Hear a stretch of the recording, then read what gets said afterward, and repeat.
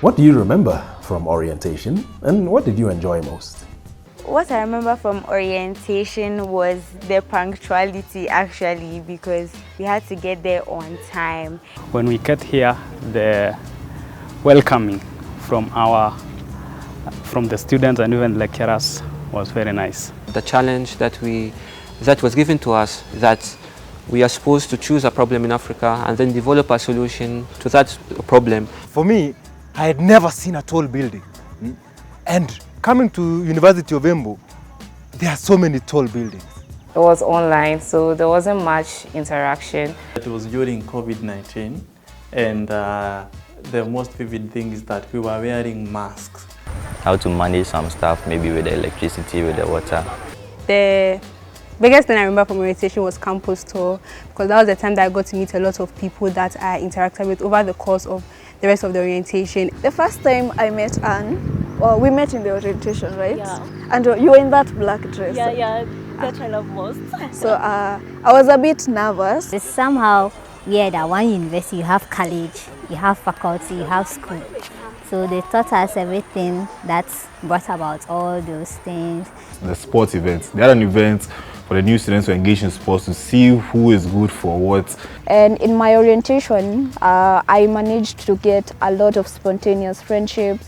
University, your freedom is your best friend and it is your greatest enemy. Yes, so that's what I took from the orientation. What helped you settle into university life more easily?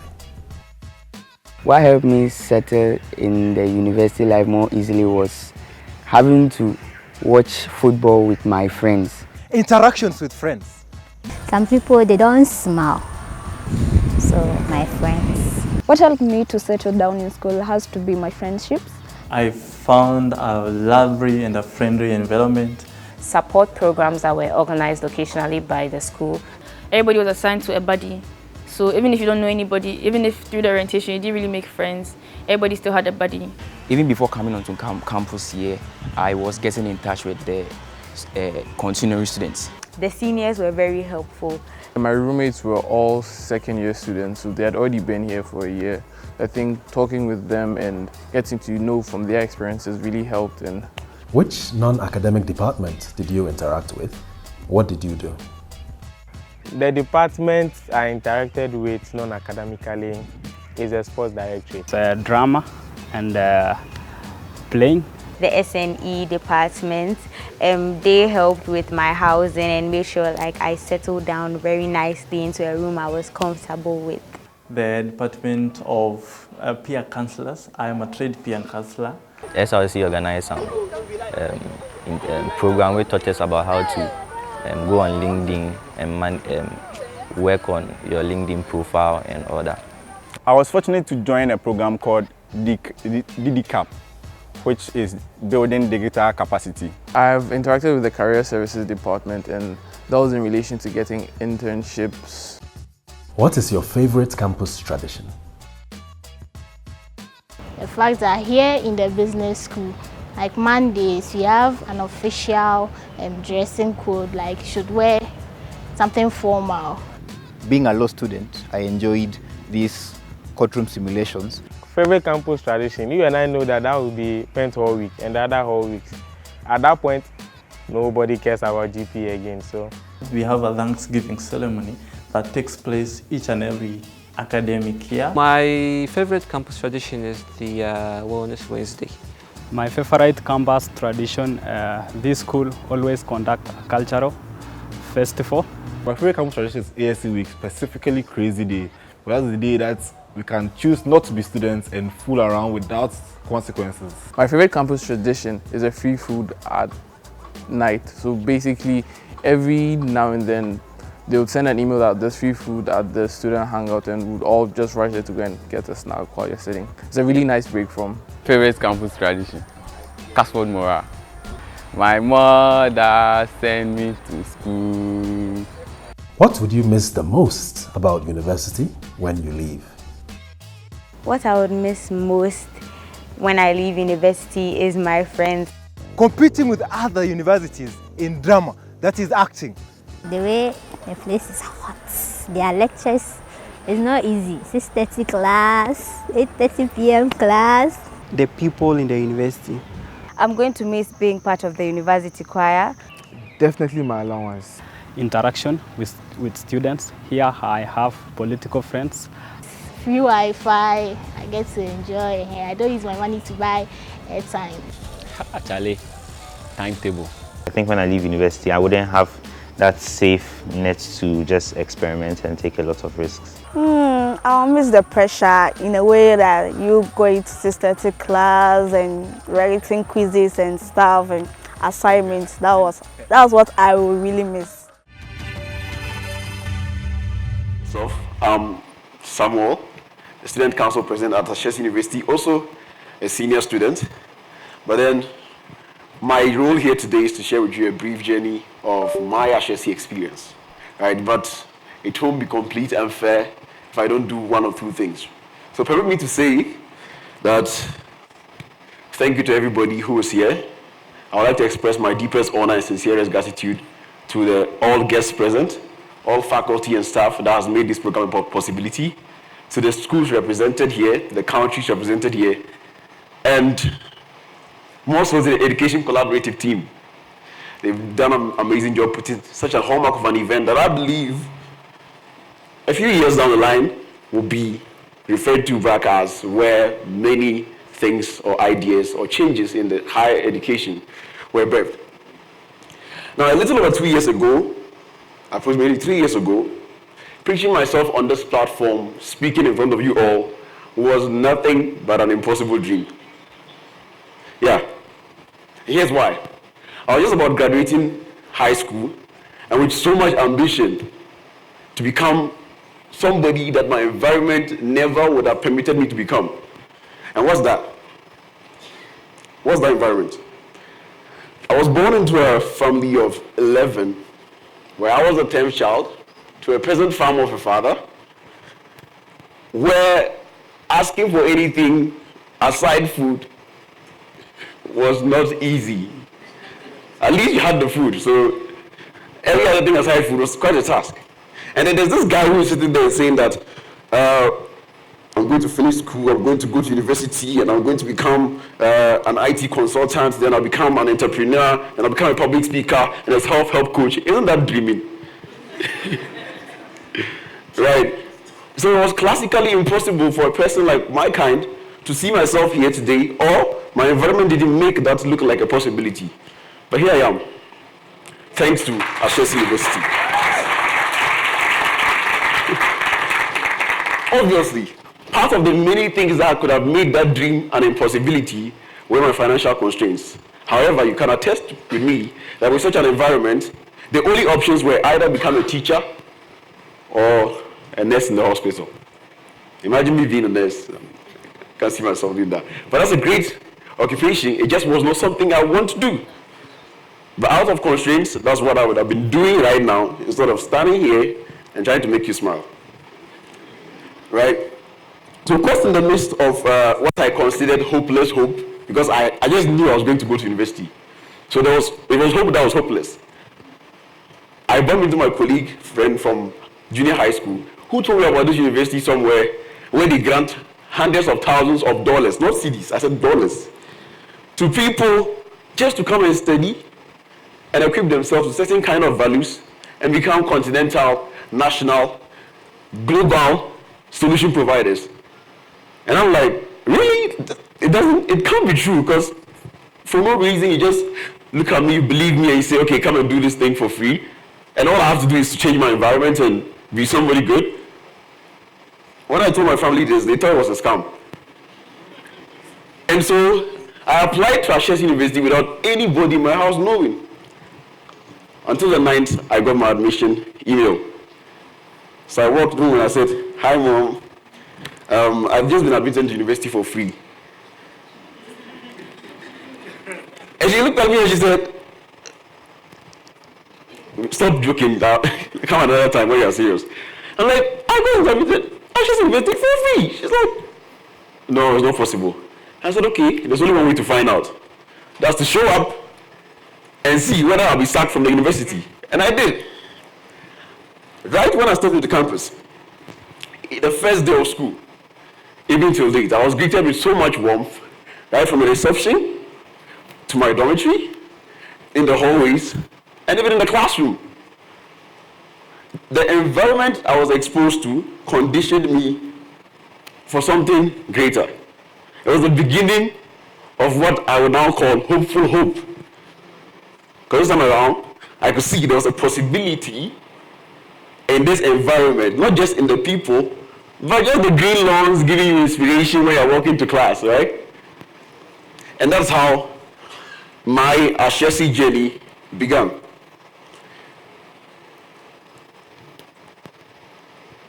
Look at those days, or thinking back, the experiences I had, I believe were the bedrock or the foundations that amended my mindset or contributed mostly to the reformation of who I am today, being student council president of Ashesi University, and also being in charge of the experience of over 1,500 students.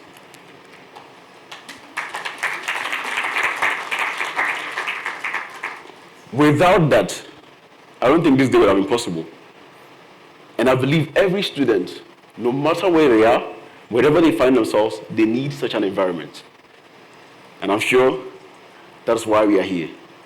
To exchange ideas, to share our views, and so pick from my story that at all costs, every student just doesn't need the books, the teachers, but there's an enabling environment that can condition them to become a kind of person. And literally, the campus environment I walked into was essentially my beginning, and that's what the word Ashesi means. Think about it. Aside being in the classroom, aside interacting with faculty, even if you skip the environment, it's a compulsory coaching and counseling session where I stepped into. It's first compulsory, but then you realize that you go the second time. Then after you go the third time, then if you are me, you go the fourth time, and then you become a staff member of the counseling unit. Because that's how transformative and contributing it becomes to your journey. And if you decide to skip that part, there's a buddy app system, I had it mentioned in the video, where you are paired with a trained continuing student to guide you and coach you in that journey. I entered Ashesi thinking I was going to do it all on my own, because that's what I was conditioned to believe. Fight, fight, fight, fight, fight, until you can't anymore, right? You either kill the elephant or the elephant kills you. Either way, somebody dies. So, with that kind of environment that gave me such a footing to start, I believe many more people like myself, who are probably coming from underprivileged backgrounds, or others who come from a long line of generational intelligence, where they may tend to lose their motivation, they'll get people like that, like I can see my academic advisor right there, who will give them the right motivation to keep going. For people like us who also come in and we are like, how do I do this thing? What is Canvas? They are learning management systems. So much confusion all over the place. These people and resource facilities help create this environment for people like us to thrive. But more exclusively, without what I believe to be the financial aid, that was the launch pad for me to first get into that university of possibilities, to interact with other courses such as the Ashesi Success course, where people are essentially given a mandatory tutoring course on how their Ashesi journey is going to be, or how their own process of self-discovery is going to be, and then they are taught to embrace it. Without that, just without that in itself, I didn't think many people, I'm just one case study, I promise you, many people will not be able to find their way through. And I believe it's time we have a Rhodes Success course, we can adopt a Strathmore Success course, and we can adopt a Pan-African, Pan-Atlantic University Success course, you name it. But at least let's have a footing from which everybody can be given equal grounds or a balanced play field to start from. With scholarships, for instance,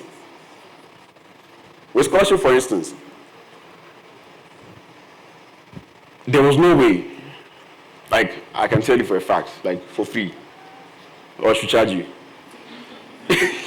There was no way a person like me could have made it into university without such an opportunity. Now, before I end my speech, I know we don't want me to leave, but before I end, I have to end anyway, because there are many other amazing speakers here. Can you all please close your eyes with me for a minute?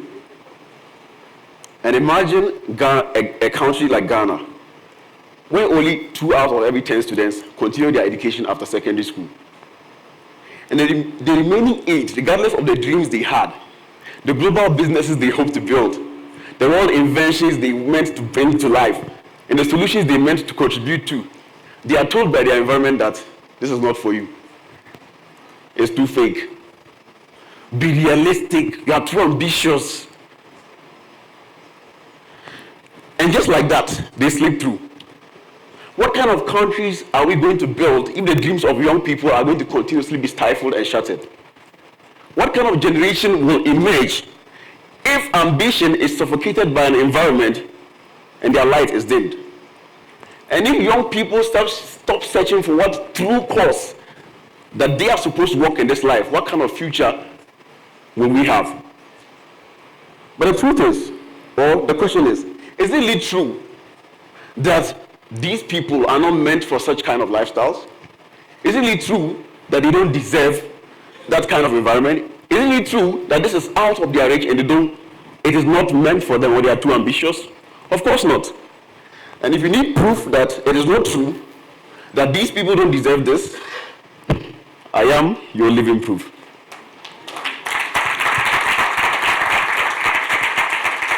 Standing here before you today, I didn't just become a student of a university.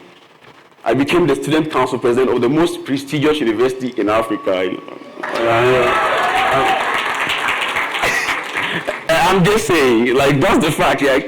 And this could have remained just a dream. But it didn't, because financial aid came through, because a thoughtfully curated environment came through, because Ashesi success came through, because body up training came through, because many other programs, even the coaching and counseling units, beyond that to the career services department, which I'm going to be a very great beneficiary of soon when I'm graduating, is going to launch me into the work world to be an instrument to begin my journey. I believe I've not even started. I've done something, right? And so you clap for me, right? So I end by saying that, what do we do now? Or what's the bigger question now? Or what's the step after this presentation? Is it just laugh and forget? No. So I'd like to call on each and every one of us here in this room, whatever position you find yourself in, let us commit to create a kind of environment that allows many more Samuels to rise. Because the world needs them. And they need you. Thank you. All right. So my brother will just take over and show us the way. Thank you, sir.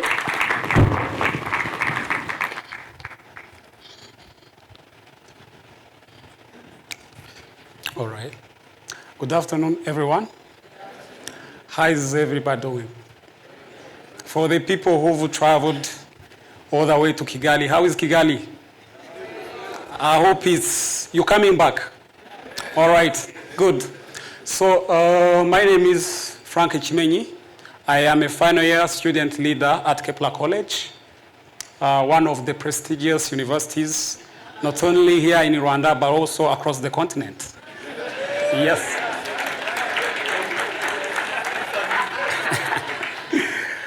All right, so as I look at this incredible gathering of student leaders, policymakers,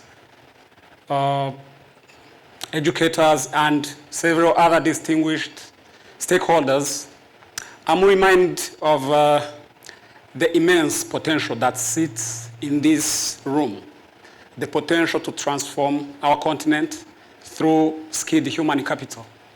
And I therefore find it an honor to speak to the right people like you who are doing the work in education sector today.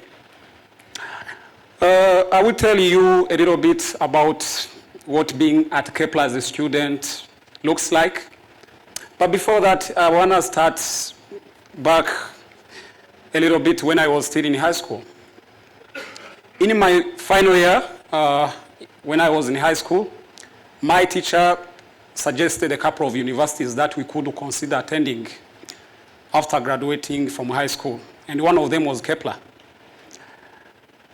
As someone who was passionate about physics, the name Kepler College resonated well with the famous astrophysicist Johannes Kepler.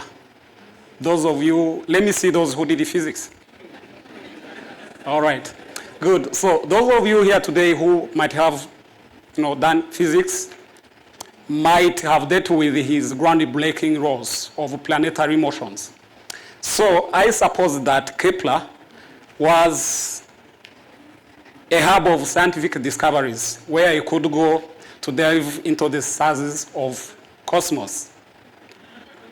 So when I graduated from high school, I quickly rushed to applying to Kepler. So I was like, yeah, this a chance not to miss. So I was very passionate. Then I completed my application to Kepler, and a few days later, a positive response came. I was admitted to Kepler. But the admission letter was silent about to which program that I would go to Kepler to take. So I rejoiced with the family, and a few days later I had to go for the admit day. So it wasn't until then that truth quite unexpectedly hit me. Kepler was not a science school as I expected. It was primarily a business school. And that obviously was very different from what I had hoped for, because I had always hoped for diving deep into astrophysics. I recall that day a drive back home with my elder brother, whose conviction about the quality of learning at Kepler was so strong that he convinced me that I should still consider taking a business degree from Kepler. So I agreed that I would go for a business degree. But there was an agreement.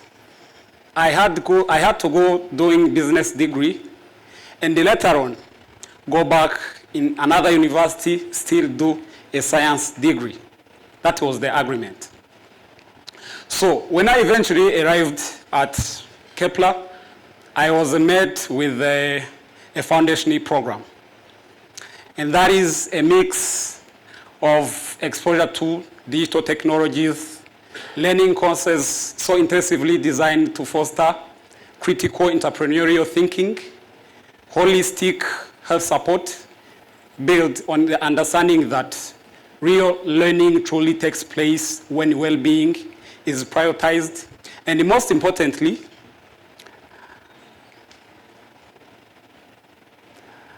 a beautiful campus culture of many elements. But I will just mention one, because there is another thing to it that always annoys me. The habit of arriving 5 minutes before any class session, any appointment at campus.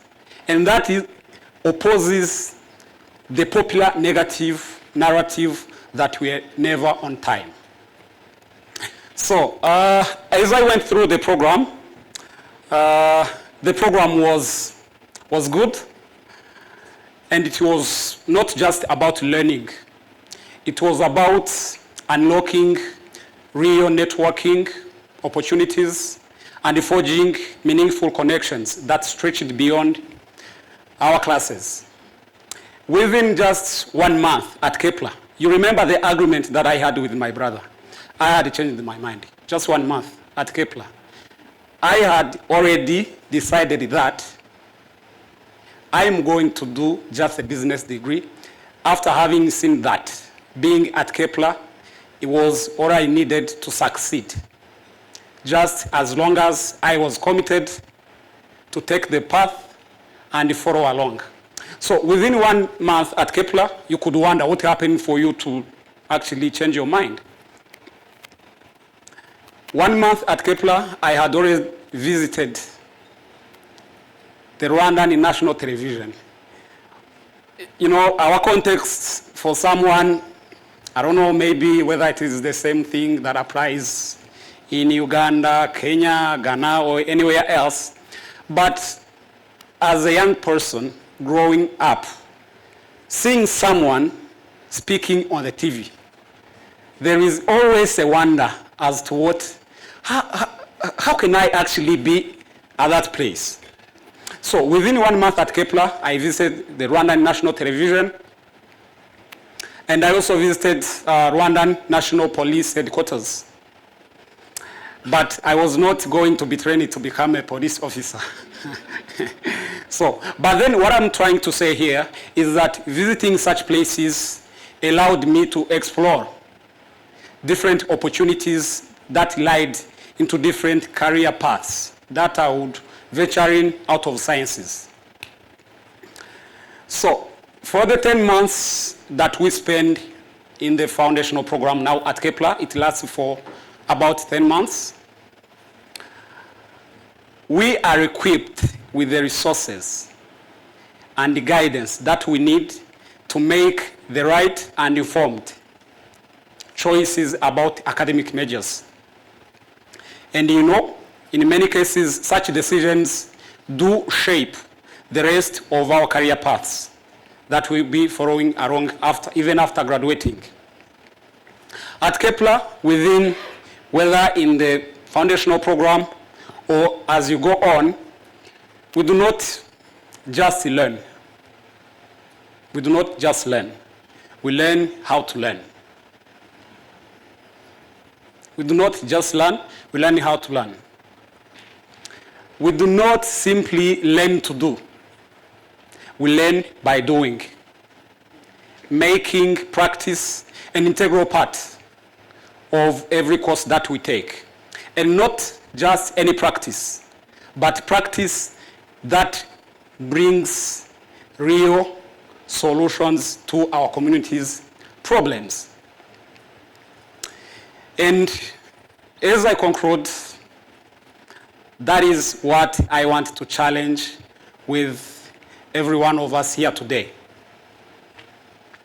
To the curriculum designers, syllabus developers, and at large, the policymakers here today, I want to challenge you with that it is imperative that we assess the significance of every course that we deliver to our students in terms of how does it contribute in bringing solutions to the problems that we have next to our doors, in our neighborhoods, and to the continent at large.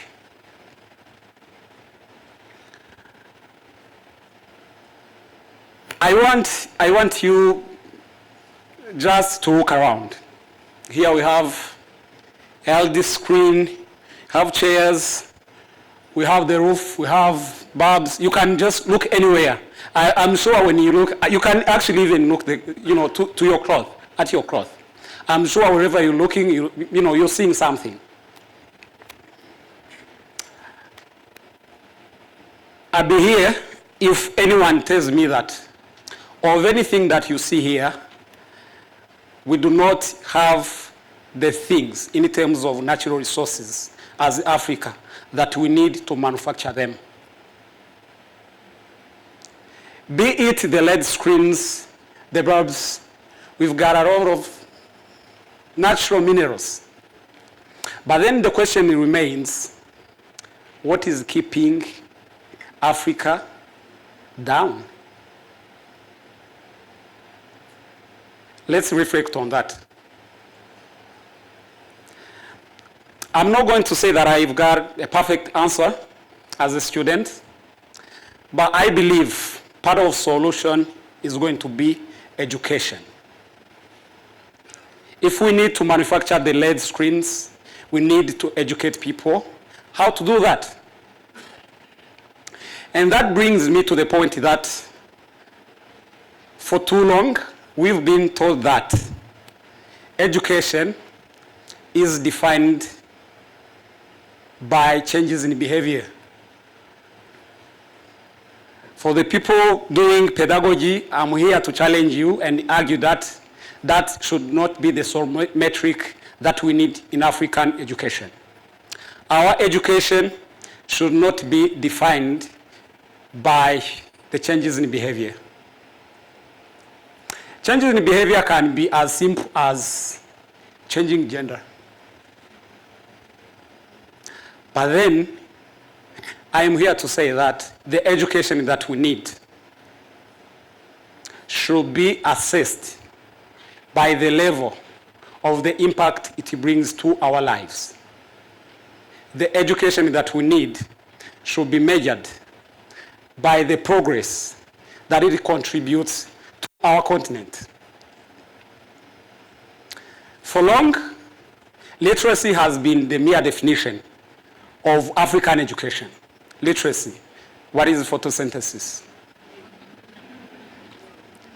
We are way past the time of being taught how to labor the part of the trees.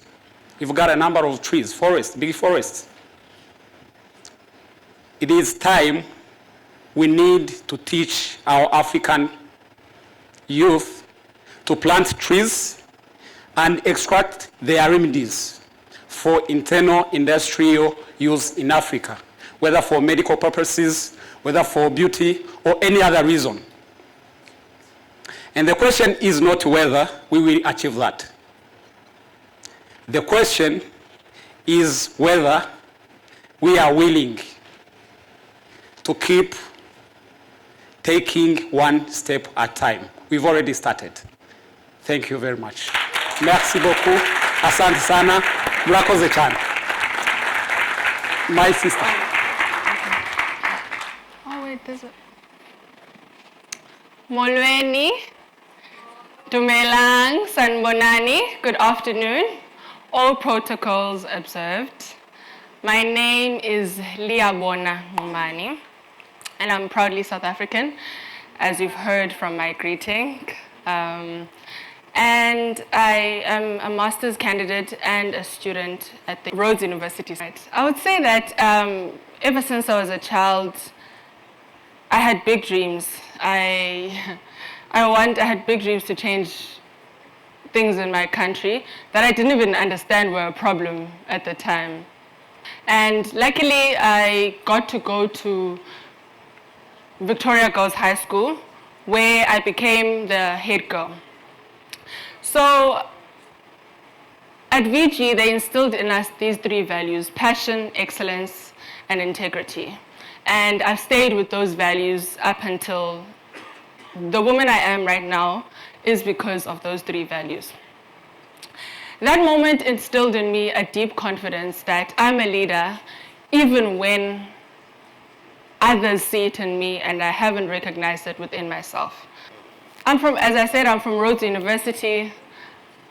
And Rhodes University doesn't just offer a roof for us, it offers a rhythm.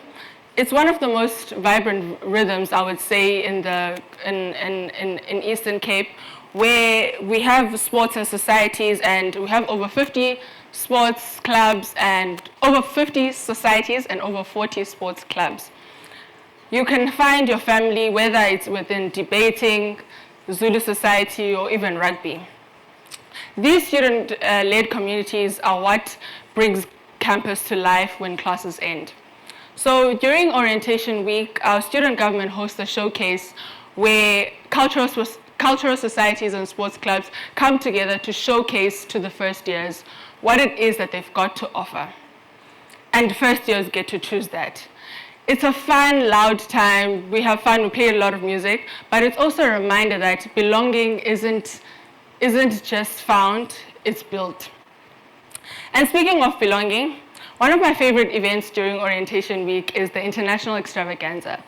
The International Extravaganza is when international students from our school and South African students come together to celebrate culture, diversity, and their identity.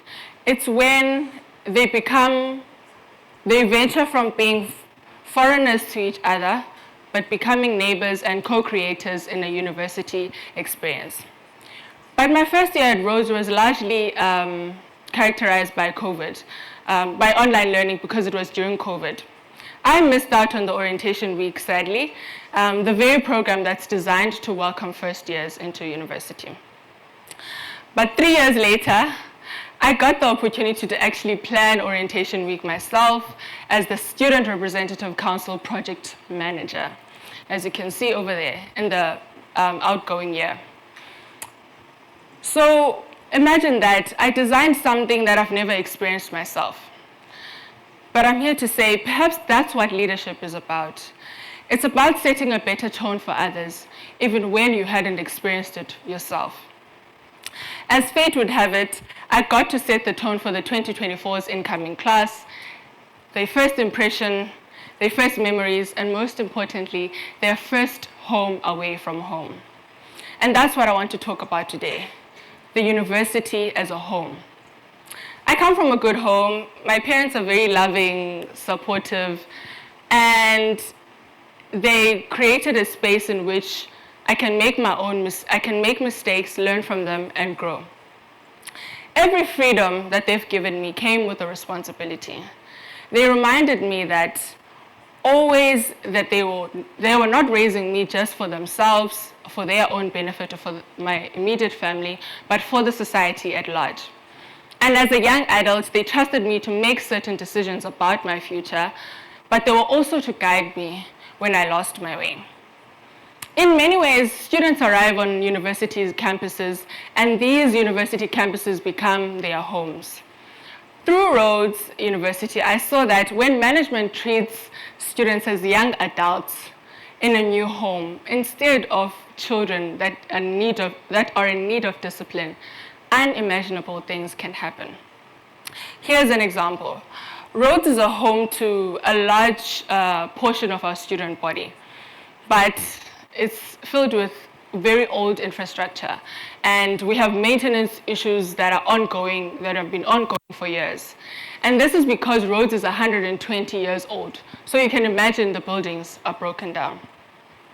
By 2023, the students felt that they'd had enough. The 2023 SRC started a campaign which is Utuma Mina. It's inspired by Hugh Masekela's song, which is Send Me. It says, Tumamina, tumamna, ezizwe, di soya, di tandaze. So that was the movement.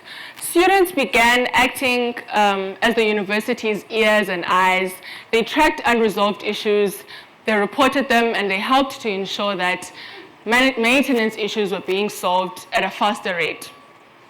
Tumamina quickly became more than a campaign, it became a movement. One calling for efficiency and dignity within student housing. Due to this, the university actually began reimagining the entire resident experience. They formed a task team. This process is still ongoing, but it started because students spoke up. We didn't just accept that this is always the way it's been, buildings don't have lifts and all of these things. We dared to ask, but why? Why is it like that, and what can be done? Because campus life is a bridge, it connects people and it builds belonging, and it reminds you that even when you're far from home, you can always find a new one. I want to end on a moment that's close to my heart, Purple Thursday. Purple is the color of our university. On Thursdays, we are encouraged to wear purple, and we come together for a fun time on the Steve Biko lawns. The Steve Biko lawns are where we usually have functional events. However, these spaces become sacred. These spaces are where we've built our communities and have engaged with each other as a student body. And that's the power of universities. For young adults, for that period of our lives, it is where we laugh the loudest, we cry the hardest, and we learn the most about who we are. Not just as students, but as people navigating adulthood, independence, and our purpose. So I've led within the space, and I've seen both its frustrations and its victories. And I can confidently say that if you want to understand student development, don't just look at the classrooms, look at where students go when the class ends. This is their home, this is where they sleep, this is where they eat, this is where they grow, this is where they form their identities. This is where transformation begins. And that is why universities like Rhodes are not just where leaders learn, they are where leaders live. As a parent learns to let go of some control, I said some, as their young adult becomes capable of contributing more to a home, so too must universities. Universities can, and they should trust that they can have expectations of the young adults that are living within their roof. University students are largely no longer just young children who are incapable of making decisions by themselves or making good decisions for their future. They are co-creators of a campus experience that we are all impacted by. You sitting here today, you are hundreds, and there are hundreds of university staff members out there, but there are thousands of us. Use us, send us, co-create with us. Help us shape the homes in which you welcome us into as we step outside of high school. As you engage in conversations this week, I urge you to think about the kind of home that you're creating for the students that are under your care. You can choose to make it a space where students simply comply and they are bystanders in decision making. But also, you can make it a place where they can fall, get back up, and create a lifetime of learning experiences. You can make it a home. Thank you.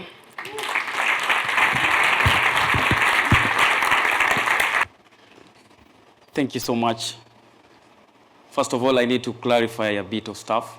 I've had my great friend Frank and my great friend Sam claiming that it's Asahi and Kepler University that are the best in Africa. In my country, Kenya, being the president of Strathmore University Student Council as projected into the screens, in Kenya we believe that there are only two best universities, not only in Kenya but in the entire continent. I don't know where yours will lie, but the two universities that are best, it's Strathmore University and others. So allow me to first of all give a shout out to the Education Collaborative for the incredible job that they've done, to the faculties and teaching staff represented here today, most importantly to the wonderful people of this nation, the Rwandans. Good afternoon. Allow me to take you through a factual story. And if you give me the grace, I want you to imagine, as a student, you being in the position of a student. Just close your eyes and imagine you being a student. Imagine that it's 7 a.m. and your day begins with a reminder from the student portal. Just one tap and I can access the lectures, and I can also access the assignments and everything that I need to thrive. But here's the difference, ladies and gentlemen. Technology is not just called. Technology has to be infused with intention. When lecturers design coursework based on the student feedback, when we get timely tech support, immediately we are having technical hitches. Most of you will call it efficiency. But allow me to give it a new word today. It's called personalized attention through digital design. And therefore, picture it with me, that a young man is seated in a class and you can all look at him and realize that there is something wrong with them. A lecturer pauses in the middle of a class and also decides to check what's going on. When this is actually done in the evening, a session has been scheduled for the student to go and face the mentor. Immediately, or before the student checks in to see the mentor, you find the mentor has already sat waiting for them. That's not a policy. To us, that's a culture. And to me, that's Strathmore. And therefore, ladies and gentlemen, my university provides a welfare and wellness services that is wrapped up in a human care. And our student body strive as much as it can during the campaign period, not only to create safe spaces, but also to ensure that there is gender justice. This is not just about to tick boxes, ladies and gentlemen, but this is because we care and we believe that every voice matters. So, ladies and gentlemen, most of you might claim that the value of a person is actually measured by the title that they hold. But allow me to sound a little bit contrarian to it. I think that the value of a person is measured by the amount of love that they put into their work. And allow me to leave it out there that it's not the person as an individual, but it's actually how to lead with love. That's the most important thing. And therefore, our classes might seem small, and also we might have the magic is not in the class being small, basically. The magic is how the students are being viewed by the stakeholders around. Because in my institution, I have to admit it, that we are being viewed as students with potential. Because when they listen to our feedback, and when they adapt to our learning journeys, and when they push us to engage with the world around us, the academic life at Strathmore University should not just be a one-size-fits-all. It has to be a spontaneous conversation in the hallway where education has to be deeply personalized. And therefore, ladies and gentlemen, at Strathmore University, we've built something deeper. We've built a living and a breathing community. And therefore, it's in the energy of the clubs and societies where passions are discovered and nurtured. It is in the laughter that echoes during the music rehearsals by the Strathmore University chorale team, the teamwork on the sports field, and also the community outreach program, the courage tested in our national competitions and pitch challenges. And therefore, it's the mentorship program that you also find that our seniors have to walk with the juniors. It is also in the faith groups, ladies and gentlemen, where we have to pray together. It's also in the volunteering sector where we need to serve each other. And it's also in the student events where we need to cheer each other up, not as strangers, but as teammates in life. And therefore, this is why I find personalized attention truly flourishes in the smallest of acts. Something like just noticing that someone is seated over there, checking up on them, walking closer to where they are, not because you have to, but because you strongly feel that you care. As I walk through campus, ladies and gentlemen, we are reminded that even in the physical spaces, we have to carry intention. And therefore, the study halls that we have that invite us to focus, the security that offers the peace of mind, and also the libraries that whisper, we believe in your potential. Offices where questions have to be responded not with a sigh, but with a smile. And therefore, from the signage to services, we have to echo the university's belief that you matter here. And therefore, personalized attention is not just something that you have to receive, ladies and gentlemen. This is something that you're all called to give.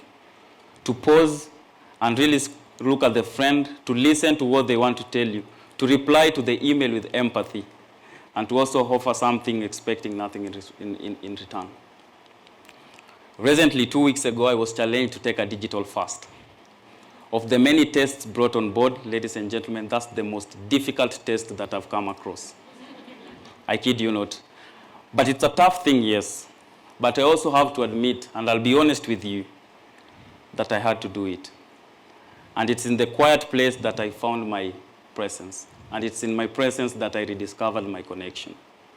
And therefore, what's the best way we can use to describe a university life?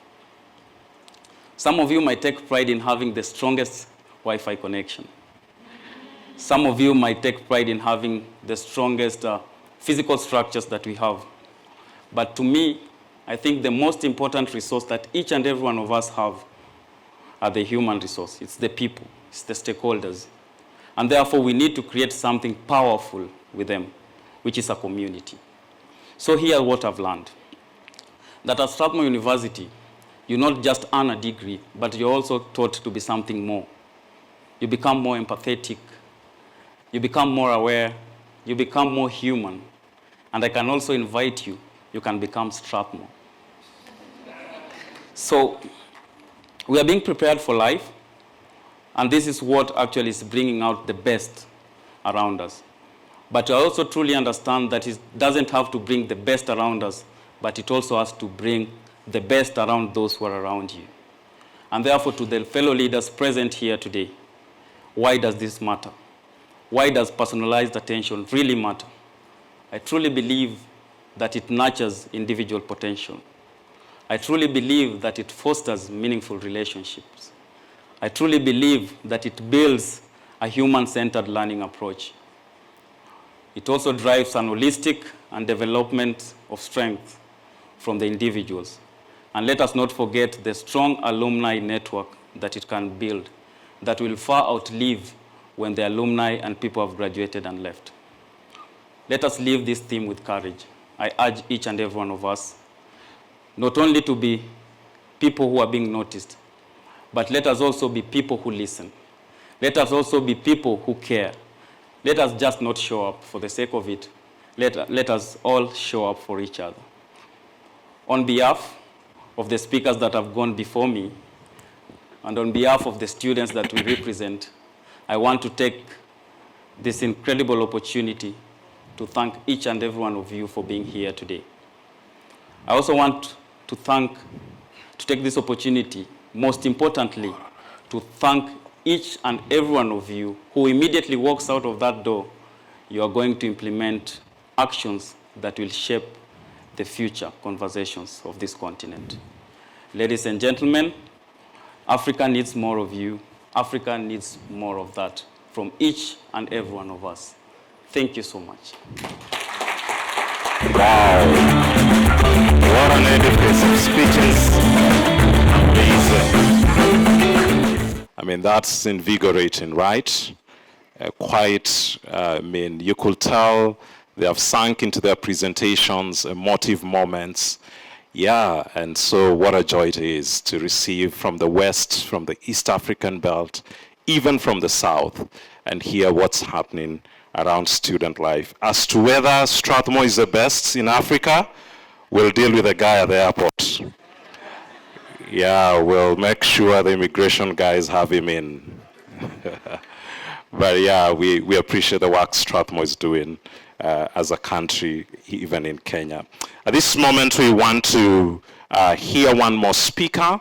And this is Professor Biodun Adebayo, former Vice Chancellor and Director, Center for Research, Innovation and Discovery at the Covenant University. And let me start on this protocol here. University leaders here present, presidents and founders of universities, the vice chancellors, stakeholders of universities here present, of course, student leaders, other students being represented here, members of the media. Please permit me to stand on the well-established protocol as I also make a presentation known today. As been introduced, I'm the former Vice Chancellor of Covenant University. I concluded my tenure last December, and I'm so excited. Can't you see I'm looking fresher now? Somebody saw me yesterday and said, Prof, you better tell us the secret. I said, no, all of those troubles, again, I've transferred them to you. And so it's an honor to serve as Vice Chancellor of Covenant University, and I'm incredibly grateful for the opportunities given to me.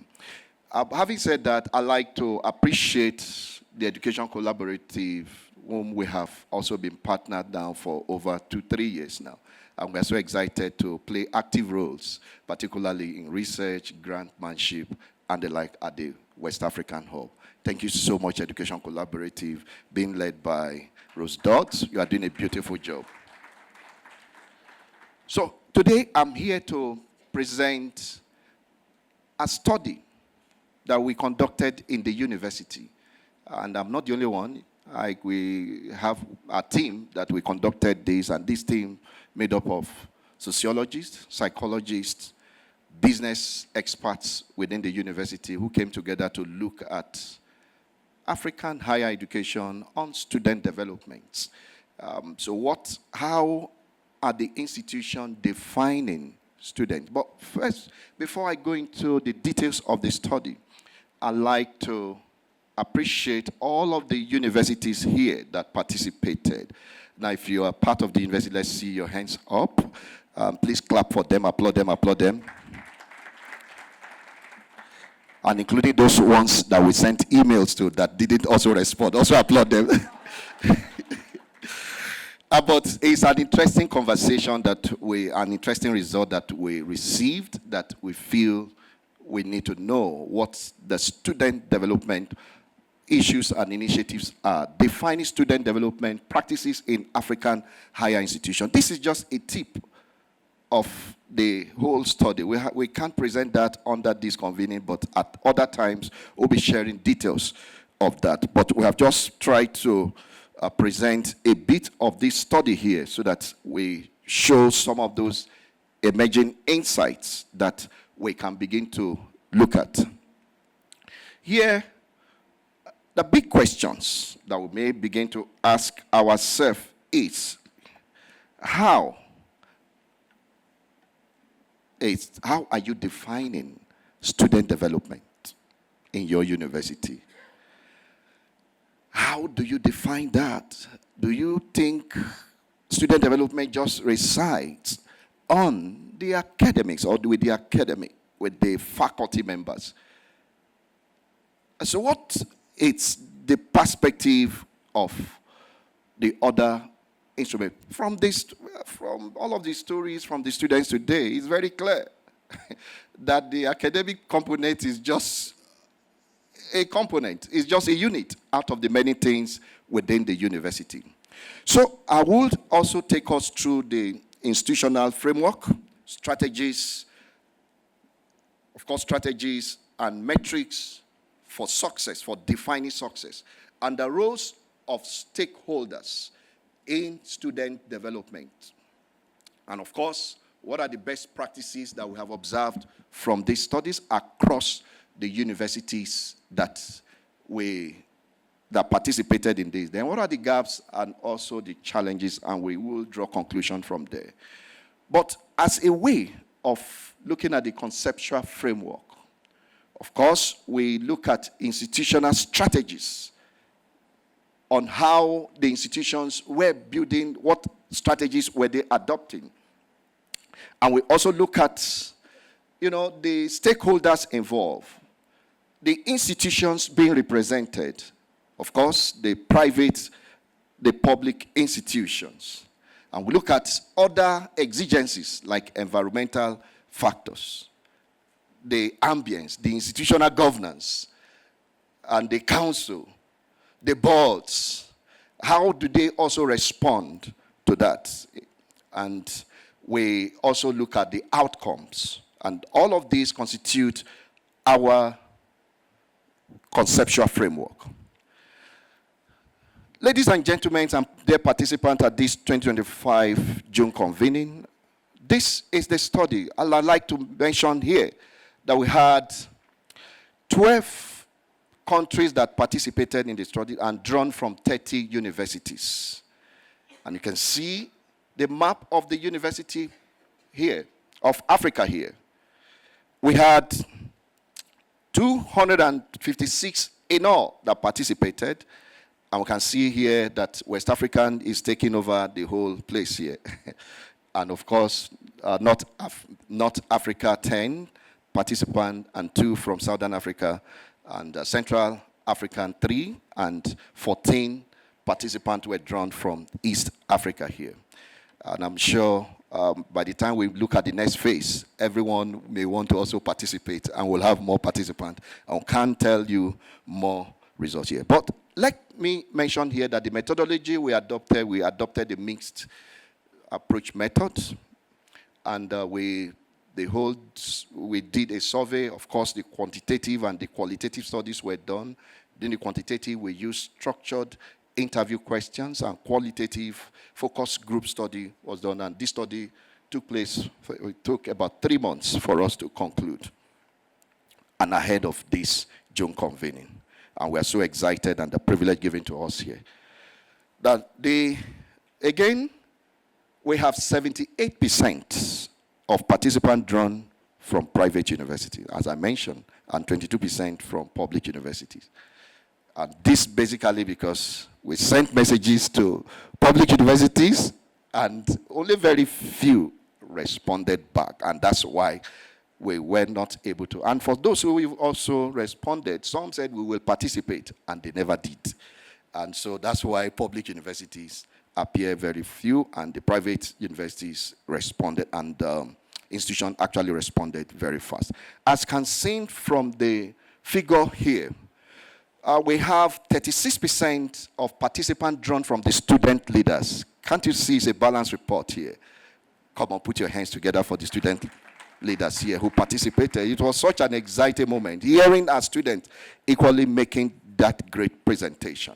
And of course, next follows the academic affairs staff, 15%, and heads of department, deans, provosts, 11%, and entrepreneurship, 4%, faculties, 17%. We also have the, work staff and the students, what's it called, the physical planning staff. We have 3%, and administrative staff, 11% in that study. What, therefore, are the emerging insights? Please sit back and watch. Now, on institutional framework, strategies and metrics for measuring success in student development, we found this very interesting insight. Number one is that there was a weak and unclear institutional mission statement, which may tend to undermine the development of effective student development strategy. We heard earlier on at the keynote session where we were told how this actually played, that the mission statement actually, yes, a number of universities had that. As a matter of fact, we had 91% of institutions who agreed that student development strategies are consistently aligned with their institution missions and vision. But the question is implementation. How many of them are implementing them to the letter? You just see that there being decorated but never implemented. We also found that some institutions lack dedicated budget for implementing student development initiatives. Money is everything. In fact, as a matter of fact, in some institutions, they don't even have any budget. Budgetary allocation, zero. And this is not really very good. But we found out that about 75% of participants believe that insufficient finance is a significant obstacle to the execution of all-encompassing student development initiative within their institution. And of course, number three, success is commonly measured through academic performance, student satisfaction, employability, and outcomes. And there is equally a limited consensus on employability being used as a measure for student development here. Now, what this means is that we had 90, of course, the assignments are given, structured examinations are given. These are normal, and of course you will have many, you will have a very high percentage here. But again, the measures for student success, some believe that employability should not also be, why some also believe that we should begin to look at employability as a measure of student success. For instance, how many percentage of students graduates, we get a job after graduating from school, maybe in the next 1 year, in the next 2 years.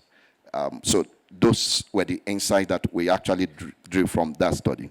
There is equally a gap, a very huge one indeed, in physical facility, digital network, connectivity. This morning we heard about AI here, the power of AI. Some don't even have internet connectivity. And so where will they now be thinking about AI? It's amazing and appalling to see that some institutions or higher education institutions do not even have adequate facilities to accommodate their students. Some leave them to come from home. Some engage quite a lot of other partners at the risk of that. So how do we look at that holistically? I was sharing with one of our education leaders yesterday when he told me that the moment AC, there is no light in his campus, he does not get rest. In fact, phone calls here and there that there is no light, because everywhere becomes non-conducive for learning. So we need to look at those things, and those were the insights that we drew from our study. Now, another emerging insight, but this time around on the roles of stakeholders that we equally found from our study, is the fact that there is a significant emphasis on student affairs units addressing the holistic well-being of students. You see, some institutions, they just left the academic affairs of their university and the student development on their university to these academic affairs, and that we feel is not fair. And about 90% of institutions agree that student affairs plays a pivotal role in student development. Again, from our findings, we equally found a contrast between executive leaders support for student development initiative and budget allocations here. There is a contrast between executive leaders and their support for student development. 94% of respondents agreed that executive leaders enthusiastically support initiative of student development here. But in the reasons, it doesn't also match up with the realities on ground. And few units within the institution, such as admission, finance, are equally left out, even in discussions about student development issues. And we feel this is not too good for us here. What about the best practices? The best practices we have observed is that within the higher education institutions in Africa,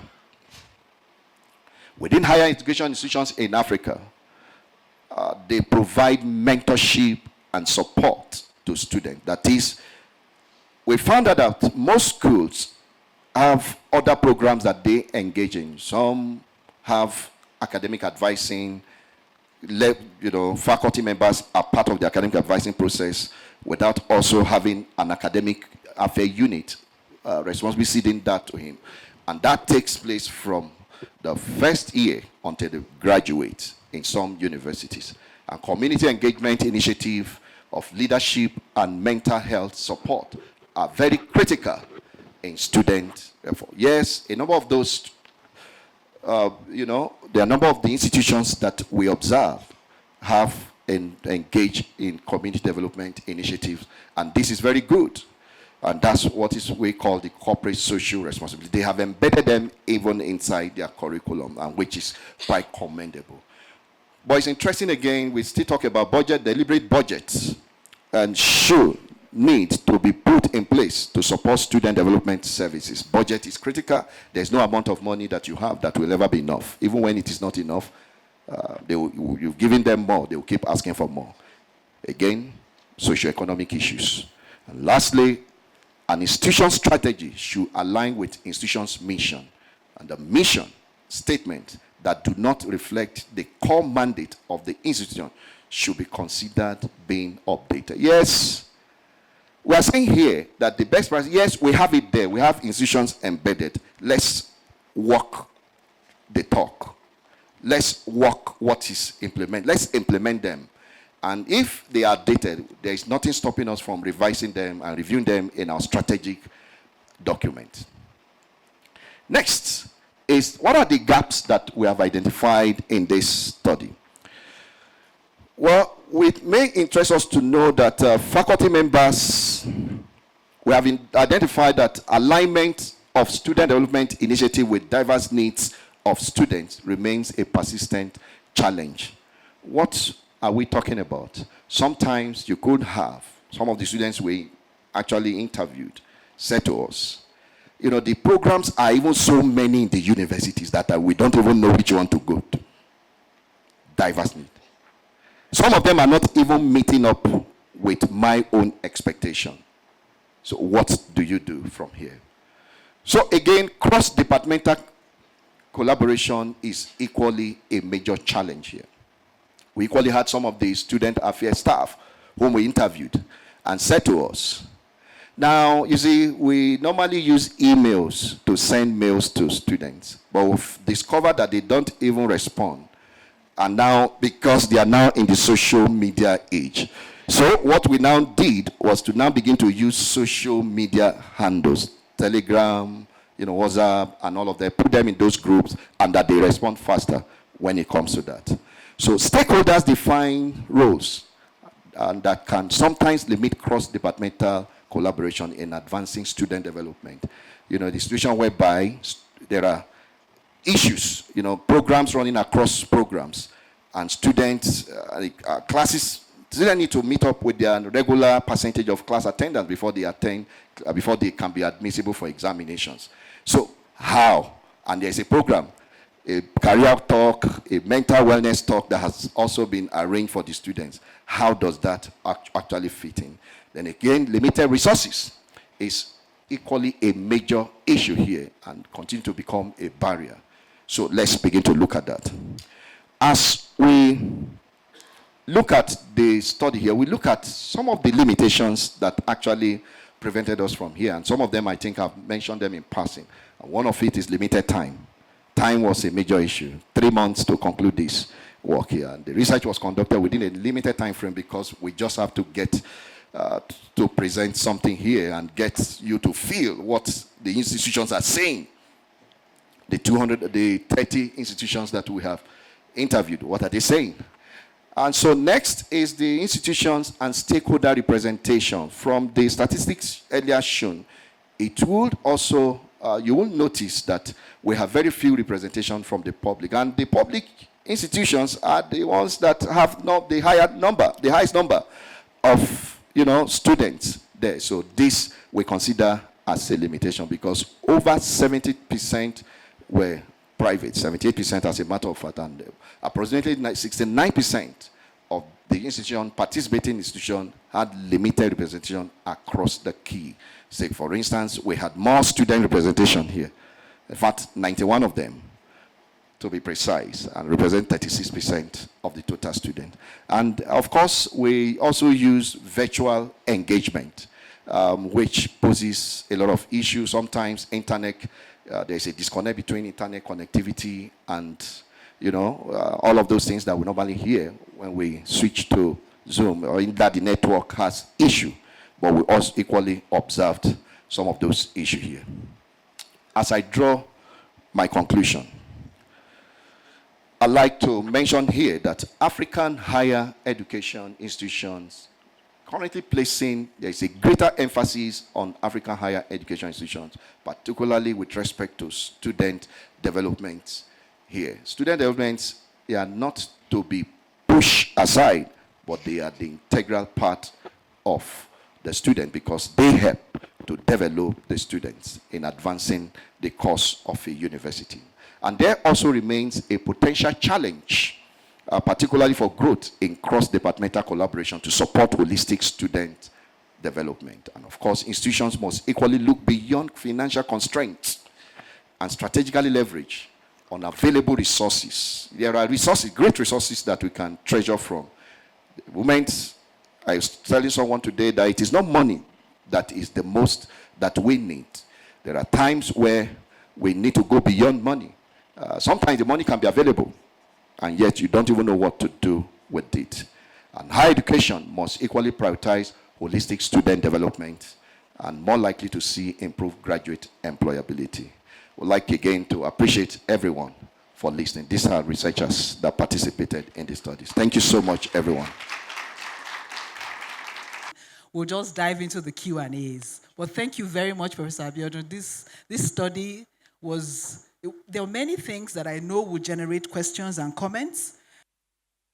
As we think of our questions, I have one for you. Looking at the research limitation, you didn't mention the geographic distribution because it was interesting to know that there were so many from Western Africa and 2 from Southern Africa. Do you think in any way that could have influenced the results of the study? Well, we consider, thank you so much, Dr. Onaga, for joining this session. Well, I had already reported myself to you earlier on. So, of course, it's just what we have presented is to give us a snapshot of where we are, even with this. So, if you are looking at it holistically in terms of the population in Africa, in terms of Africa has, I think, 54 countries, and here we are just over 8,000 higher education institutions in Africa, and we have just looked at 30 higher education institutions. So it may not also be a representative enough, and that's why we reported it as a limitation here. Thank you very much. My name is Ada Peter, Principal Officer from Covenant University. Thank you, Professor Abiodun and Dr. Ada, for moderating this session. So I got curious about the outcomes of your research, where there's this negotiation between academic outcomes and employability. The fact that employability shouldn't sort of play a key role in measuring outcomes. And the question just came to my mind as to why did the students even come in the first place?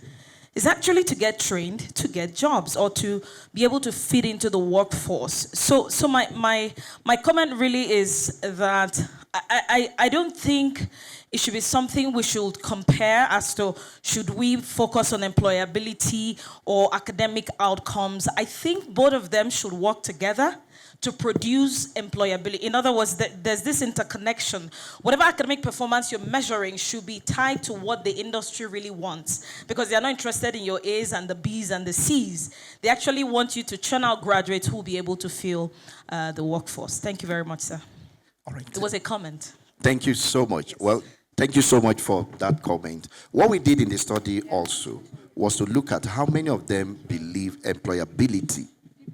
It would also measure the success rate of student development, and which was what we did and reported. So I agree with you, because you can't graduate. You know, why do you have a university in the first instance? Why are we looking at establishing a university? Of course, is to increase manpower, is to be able to solve solutions, is to enable that. So that's it.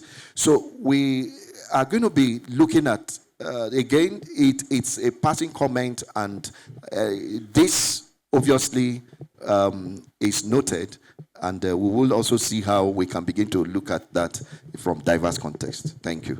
Thank you very much, Professor Abiodun, for this research. Just one main question. You talked about budgeting for student development. Which factors did you consider to be the components of student budgeting? Oh, I should introduce myself. Professor Chewu Ojediran, Vice Chancellor, Bells University of Technology, Ota, Nigeria. One of the important points I learned from the research finding is that the vague mission and vision of schools. So I read university vision to become the University of Excellence in Africa, for example. And it's great, but what does it mean? And how do you measure excellence? What is the student centeredness in that excellence? Is it the Times Higher Education findings which say that maybe faculty are engaged in top class research, and how does that even impart student experience? So how do we progress from there? How do we get leaders of our university to begin to even include this already in the mission and vision? Because if it's not in the mission and vision, these are what shape the strategic plans of the universities, and then it's completely missing. The other question is about massification. Massification of African higher education, especially in the public sector, has become a big obstacle for innovation. And how do we go about it? Because you talk to faculty members, how do we even have student-centeredness in teaching? When you have about 300, 400 students in a class and you are teaching about 5 classes, 1,000 in a semester, you are already overwhelmed about academic work, not talk of something different. How do we start this whole thing to make sure practically we are doing something different for different results? Thank you very much. Let me start from the last speaker. I was asking about metrics for excellence. So how do we look at that in the university? Of course, how do you measure excellence? excellence talks about is holistic. It's not, yes, there is academic excellence. There is the character component of an excellence. There is equally what defines an excellence even as an institution. You see, what the convening is trying to do is to look at everything holistically. So in such a way that there is no disconnect. You are not just focusing on academics. Oh, let's get the best lecturers. And yet, when they come, they don't even have good places to stay. Students, you are also recruiting. You could not even afford them. Even common playground, they don't even have it on campus. And so it's a holistic thing. It's not just one. And again, on massification that you mentioned, that's proliferation of student population in a class, maybe having large class. So how does that actually improve student development? It's a key thing, it's a major issue in most public universities where the numbers are so many. In fact, there was an institution where they told us that there's 80,000. So we're wondering, so how do you manage your class size? It becomes survival of the fittest. In most cases, because except there is no way the outcome of such learning can be very questionable because students are left to themselves. There might be no thorough engagement when the class is large. But there are major way that is done. We all teach, light classes, university-wide courses in our example. For us, the model we adopt in teaching such classes, we either group them, divide them into groups in order to be able to assign lecturers to handle them, or we find a way to make sure that it is highly interactive in terms of the engagement. It is not teaching the core courses in a light class, but the general class where you come into as if you are presenting a seminar like this. But there are different models that are being adopted in handling light classes because sometimes you cannot even override light classes. Then on a budget, my very good friend and very senior colleague also was asking about factors for student development in budgeting, right? Now, so what constitutes factor? What are the factors we are looking at in trying to look at this? It's all of this we have mentioned here. The mental awareness, do you have that? Yes, we know we have lumped everything about student development in student affairs division. In such a way, yes, I think this is the time for budgetary defense in some universities because the session is coming to an end and a lot of people. But we are saying here, we need to pay critical attention to that. How much have you budgeted, for instance, in sports facilities for students that will help develop the student? We are expanding our buildings, academic buildings. We are not also expanding the classrooms. We are not expanding the hostels. Now, in some institutions, you have many students who are packed together in one. I would not tell you an experience of one institution where 50 of them in one room that can only take a maximum of 10. And so you have all of these challenges that impede on the students. So these are the allocations we are talking about, increasing the budgetary allocation that will support the students in terms of their wellness, career development, student services, the facilities that will enhance the students' overall development and well-being. Thank you. We have time for just one more question. My question relates to your sampling, the way you chose your sample. In West Africa, I presume you are using quantitative. You chose 229. Were those participants or whether were those students or institutions? I don't know. Then elsewhere in Africa, you were choosing 3-2 with your sample representative. Number 2, I presume that in your presentation of the gaps, there were some methodological issues that you should have talked about. Not least methodological issues of methodology, mixed research method. I don't know what was the centerpiece of your research. You were talking about student development. That's a rostam in my view. I don't know whether it would have been qualitative or quantitative to bring you closer to finding what you are finding was. And again, triangulating those two methodologies to get us to see how we harmonize the two outcomes from different two methodologies that you used. There were some kind of gaps in my trying to internalize your presentation of the research study, but nevertheless, it was a very good study. Thank you very much. Yeah, thank you so very much, sir. Maybe in my presentation, I think I did mention that. Maybe it was right there on the slide. Yes, the sampling. I mentioned about a major limitation and how we equally sent messages to, some of the university leaders here, and they never responded. Those who said they would do it, they will help us, didn't do that. So we mentioned it was a major limitation that I mentioned here, that the sampling size, they are not balanced enough. Did you get that?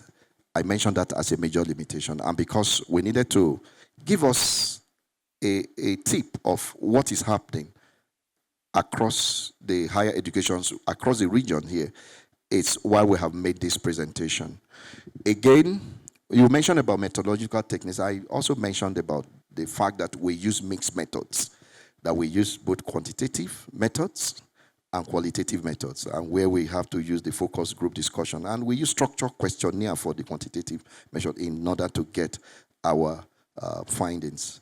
But it's a detailed one, and within the time frame given to me, I've been battling with Rose Dodd, and I said, this time you gave to me, cannot even finish this one. That's why I have to pull out just little to present to us as a snapshot of what we have. So, but we can discuss details of these hereafter. Thank you so much. Thank you so much, Professor Abiodun. And really, it's good that we have it on the first day. So you've given us the sneak peek, and then we'll go back to you for more details, because I can imagine that you have a lot more you've not been able to present. So it's been short, really. We would have loved to have more time to ask him questions, and also the students. What amazing presentations we had today. The stories were, but they're here with us, and we can continue to interact with them.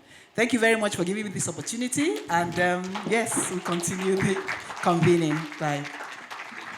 Thank you, Professor Abiodun and Dr. Onaga. Thank you.